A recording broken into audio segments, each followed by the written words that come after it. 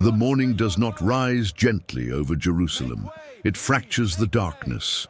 Before the sun even clears the eastern ridge, the city is already awake, restless, compressed, charged with something that feels heavier than the air itself.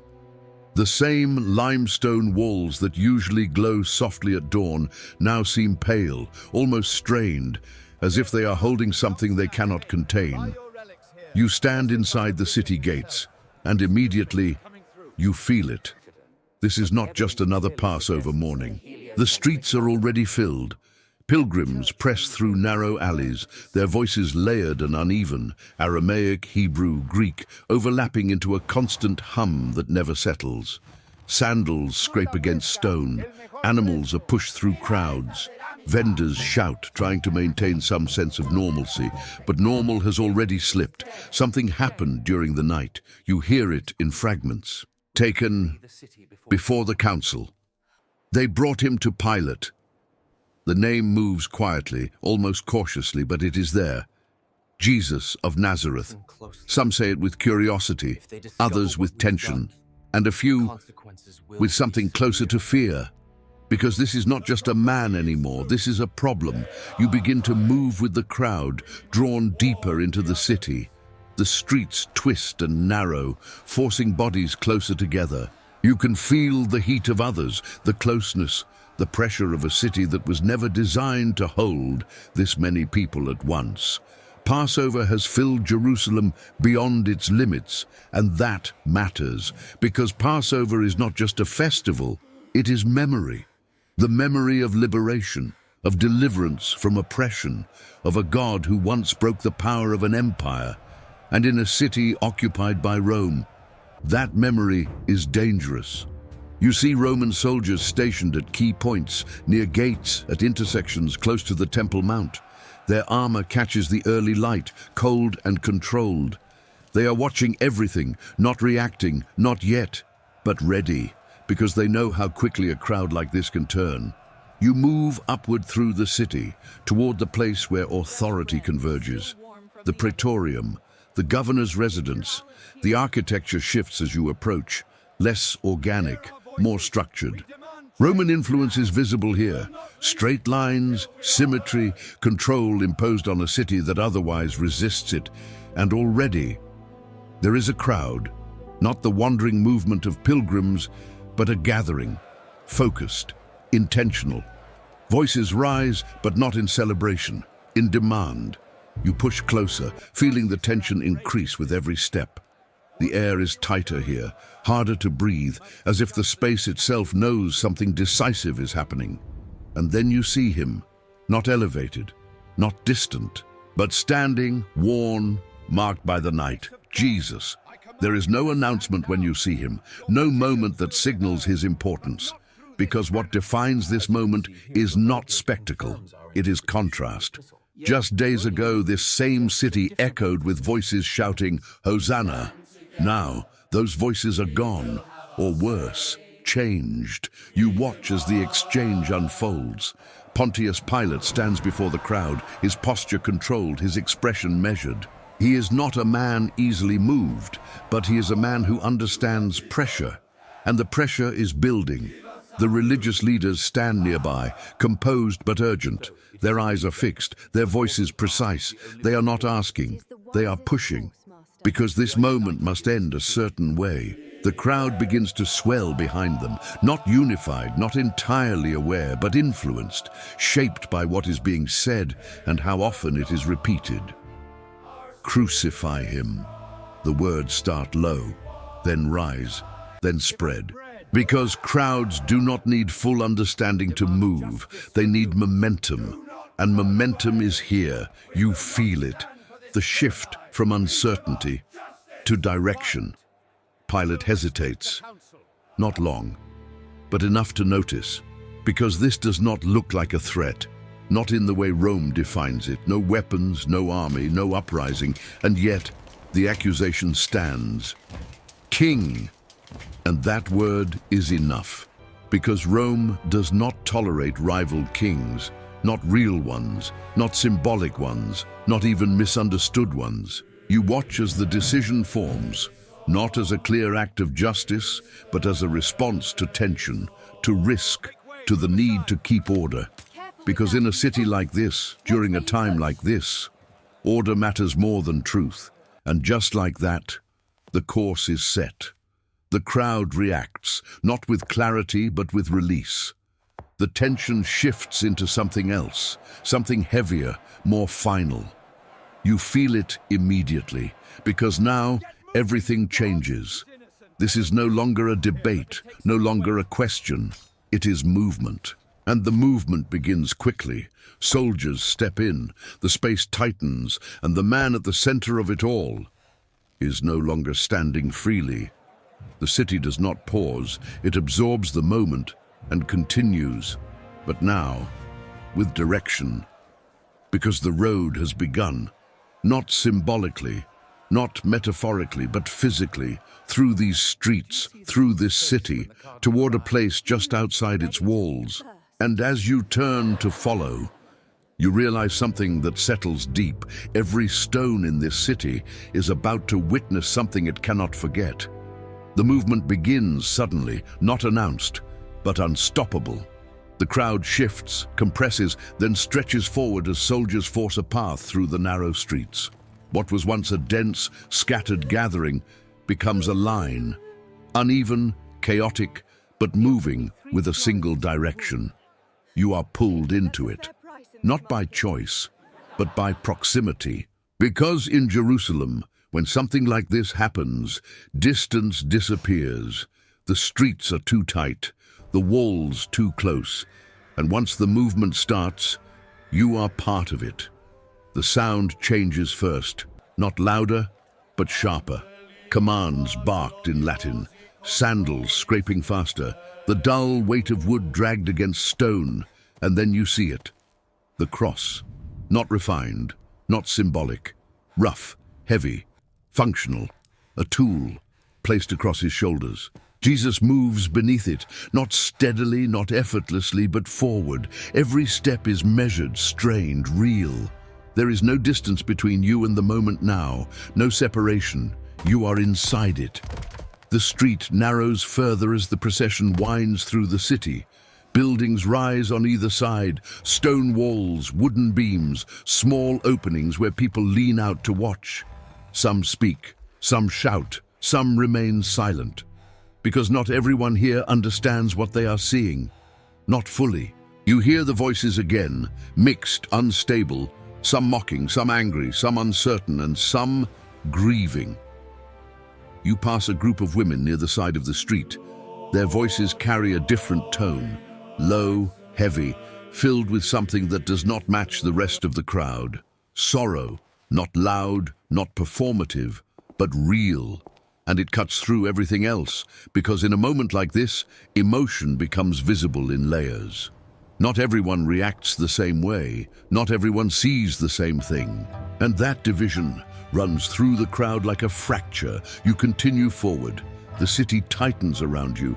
Jerusalem was never designed for something like this. The streets twist, rise, descend unexpectedly. Steps appear where you don't expect them.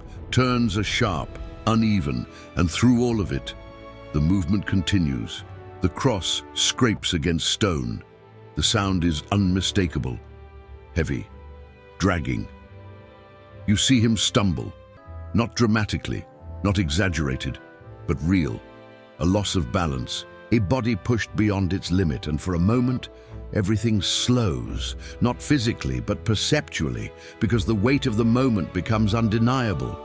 This is not symbolic suffering, this is physical, immediate, unavoidable. The soldiers react quickly, not with compassion, but with efficiency. They cannot allow the movement to stop, because this procession must reach its destination. You watch as another man is pulled from the crowd, Simon of Cyrene. He does not step forward willingly. He is chosen, forced, the cross is shifted onto him. And just like that, the movement resumes, faster now, more controlled, because the system adapts.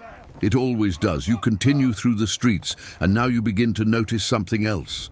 The city itself, not just the people, not just the event, but the physical space.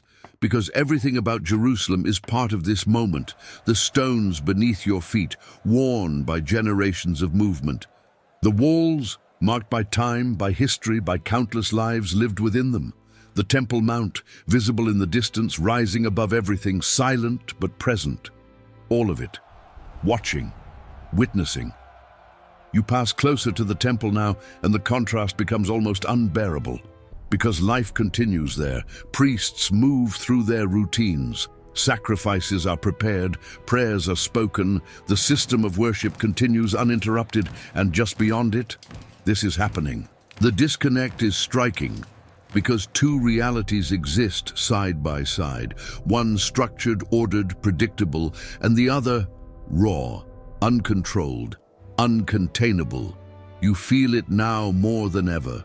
The tension between what is supposed to represent God and what is actually unfolding. You move past the temple area and begin to descend slightly, heading toward the city's outer edge. The air changes, less confined, more open, but the crowd remains dense because everyone is following now, drawn. Whether by curiosity, by anger, by obligation, or by something they cannot explain, you hear children in the crowd, asking questions, pulling at adults, trying to understand, but there are no clear answers, because no one fully understands this moment. Not even those who think they do. You continue forward, and the city walls come into view. Massive, imposing. They mark the boundary between what is inside and what is outside. And this movement is heading beyond them. Because executions do not happen at the center, they happen at the edge, where they can be seen, where they can serve as warning, where they can make a statement. You pass through the gate, and the shift is immediate. The noise of the city dulls slightly behind you. The space opens. The sky feels wider, the air less compressed, but the weight of the moment only increases, because now the destination is visible. A hill, not large, not dramatic, but unmistakable. Golgotha, the place of the skull. You see it ahead, bare, exposed, a place designed not for life but for death. And as the procession moves toward it, the realization settles fully. This road was never just a path through the city. It was a transition, from judgment to execution, from noise to finality, and now you are almost there. The city falls behind you, not completely, but enough. Its noise fades into a distant murmur, like something still alive but no longer central. The walls stand behind you now, holding everything that continues, markets, prayers, routines, as if nothing is about to change. But here, everything narrows to a single point. The hill rises ahead. Golgotha. It is not majestic, not elevated in the way you might expect. It is rough, exposed, a place shaped more by purpose than by nature. You feel it as you approach. The ground is uneven, scattered with stone and dust. The air carries a dryness that feels harsher than within the city. There is no shelter here. No walls to contain sound, no structures to soften what is about to happen. Everything is open, visible, intentional. Because this is where Rome makes statements. You arrive as the movement slows, not because it chooses to, but because it has reached its end. The soldiers take control immediately. There is no hesitation, no delay. This is routine for them, not emotionally, but procedurally. They have done this before, many times. You watch as the space is organized quickly. The crowd forms a loose perimeter, close enough to see, far enough to avoid interference. Some press forward, trying to get a clearer view. Others hang back, uncertain, uncomfortable. And then, the moment becomes focused. Everything that was movement becomes action. The cross is laid down. The ground feels harder here, as if it resists what is about to happen, but of course it does not. Nothing resists. Not here, not now. You feel the shift again, not in volume, but in gravity. Because everything has led to this. Every step through the city, every voice in the crowd, every decision made in hidden rooms hours before, it all converges here.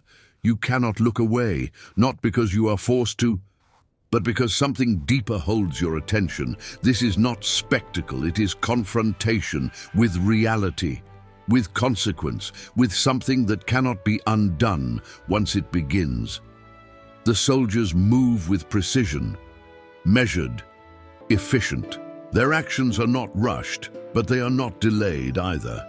They know exactly what to do, and that certainty contrasts sharply with everything else, because the crowd is uncertain, the city is uncertain, even those closest to him are uncertain.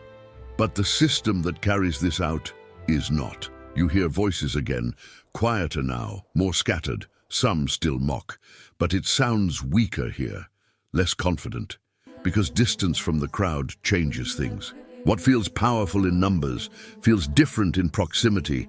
You see the women again, closer now. Their grief is no longer hidden by noise. It is visible, unfiltered, and it does not try to compete with anything around it. It simply exists. You see others too, watching, trying to understand, trying to reconcile what they believed with what they are seeing. Because this moment challenges everything. Expectations, hopes, interpretations. Nothing fits. Nothing aligns, and that dissonance hangs in the air. The sky above remains unchanged, bright, clear, indifferent. And yet, it feels like something is shifting, not visibly, but internally. Because when something like this happens, the world does not always respond immediately, but it absorbs. You step slightly back, taking in the full scene. 3 crosses prepared, the soldiers moving between them, the crowd forming an uneven circle, the city behind you, the open land before you. And at the center, the moment itself, you begin to realize something unsettling. There is no pause here, no moment where everything stops and acknowledges what is happening. It continues, because that is how systems work. They move forward, regardless of meaning, regardless of impact, and that is what makes this moment so heavy, because something of immense significance is happening within something completely ordinary to those carrying it out. You feel the contrast more than ever now, between what is seen and what is understood, because to many here, this is just another execution, another warning, another display of power, but to others, it is something else entirely, something they cannot yet name, but cannot ignore.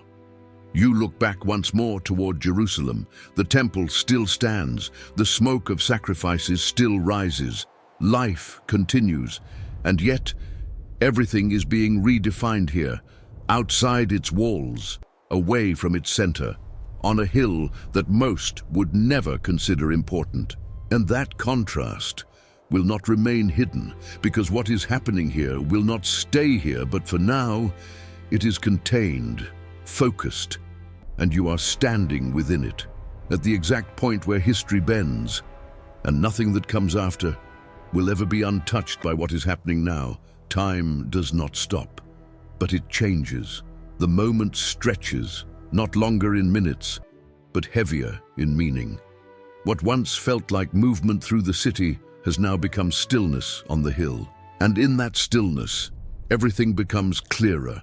There is no distraction here, no narrow streets, no shifting crowd pulling your attention in different directions. Only this place, this moment, this reality. The sky remains open above, vast and indifferent, yet somehow it feels closer now, as if what is happening here is pressing upward, reaching beyond what can be seen. You stand among the crowd, but it no longer feels like a crowd. It feels like fragments, small groups, individuals. Each one processing something different. Some still mock, but their voices feel thinner here, less anchored. Without the density of the city around them, their confidence weakens. Others watch in silence. And that silence carries more weight than anything else, because silence in a moment like this is not emptiness. It is confrontation with what cannot be explained, with what cannot be reversed. You begin to notice the details more sharply now, the texture of the wood, the way the ground shifts underfoot, the wind, light, inconsistent, moving across the hill in brief currents that stir dust and fabric. Everything feels more real, more immediate, because there is nothing left to filter it. The soldiers remain steady, unchanged. They move as they always do, completing what has been assigned, maintaining order, ensuring that nothing disrupts the process. To them, this is routine, and that is what makes the contrast so striking. Because what is routine to them is defining everything for others. You see it in the faces, confusion, grief, disbelief, and something deeper, a realization that what they expected is not happening. Because this does not look like victory. It does not look like deliverance. It does not look like anything they had imagined. And that is where the tension reaches its peak, because expectation collides with reality. And reality does not bend. You hear voices again, quieter now, closer, fragments of conversation. Is this how it ends? I thought, they said. The sentences don't finish, because there are no answers. Not yet. You feel it yourself now, that same tension, that same uncertainty. Because everything about this moment challenges what should be happening. If this is the one they believed in, why this? Why here? Why like this? And that question does not have an immediate answer. It lingers, it presses, it demands resolution, but none comes. Not in the way they expect. Instead, the atmosphere shifts again, subtly at first, then unmistakably. The light changes. Not gradually like a passing cloud, but noticeably. The brightness of the day dulls. The sky, once clear, feels heavier, as if something unseen is moving across it. You look up, and for a moment, everything feels suspended, because this is not normal, not predictable, not explainable by what you see around you. And yet, it is happening. The crowd senses it too. Movement slows, voices quiet further. Even the soldiers begin to shift slightly, not in fear but in awareness, because something is different now, something beyond control. And that matters, because until this moment, everything has been controlled by Rome, by the system, by decisions made within the city. But now, something else is present, something not governed by any authority standing here. And you feel it, deep, unsettling, as if the moment has expanded beyond the hill itself, beyond Jerusalem, beyond everything visible. You look again at the city in the distance, still standing, still functioning, still unaware of the full weight of what is happening just outside its walls. The temple continues, the routines continue, life continues. But here, everything has changed. Not outwardly, not structurally, but fundamentally. Because this moment is not just an event, it is a turning point. And turning points are not always recognized in the moment they happen. Sometimes they are only understood later, but their impact begins immediately. You feel it now, that something irreversible is unfolding, that what is happening here will not stay contained, will not remain local, will not be forgotten. And yet, in this moment, it still looks small. A hill, a few crosses, a scattered crowd. Nothing about it suggests that this is the center of history, and that is what makes it so powerful, because it reveals something unexpected, that the most significant moments do not always look significant while they are happening. They look ordinary, they look contained, they look like something the world will move past, but this will not be moved past. This will move through everything that comes after. And as you stand there, feeling the weight of it settle deeper, you realize something that changes how you see not just this moment, but every moment, that what is happening here is not the end of a story. It is the moment the story reaches its deepest point, before everything changes, and the silence that follows is not empty. It is waiting, because something is about to happen that no one standing here fully understands yet.